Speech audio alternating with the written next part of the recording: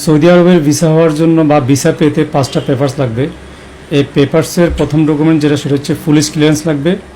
তারপর ধাপ হচ্ছে আপনাকে গামকা মেডিকেল লাগবে, গামকা মেডিকেল কার্ড। আর পুলিশ ক্লিয়ারেন্সের ব্যাপারে একটা কথা বলে দিই, সেটা হচ্ছে পুলিশ ক্লিয়ারেন্স যখন করবেন তখন পাসপোর্টের সাথে প্রেজেন্ট অ্যাড্রেসের সাথে যেন মিল থাকে, সে ব্যাপারে কেয়ারফুল থাকবেন, না হলে ভিসা দিবে না। একটা লেটারও যদি অমিল থাকে সেক্ষেত্রে ভিসা দিবে না। তারপর হচ্ছে গামকা মেডিকেল কার্ড লাগবে, গামকা মেডিকেলের ফিট কার্ড, অর্থাৎ মেডিকেল দেওয়ার পরে যে রিপোর্ট কার্ড দেয় সেটাকে বলে গামকা ফিট কার্ড। তো গামকা ফিট কার্ডটা আপনি যখন মেডিকেল দিবেন সেটা আপনার যেই অফিস থেকে দিবেন তারাই ম্যানেজ করে দিবে।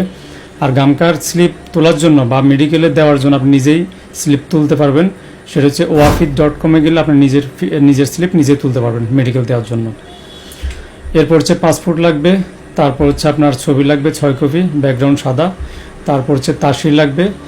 এই তাসির হচ্ছে একটা ফিঙ্গারের স্লিপ, এটা হচ্ছে সৌদি অ্যাম্বাসি থেকে একটা ওয়েবসাইট আছে সেখান থেকে তুলতে হয়। তো সেটা আপনার যে অফিস সেই অফিসে তুলে দিবে।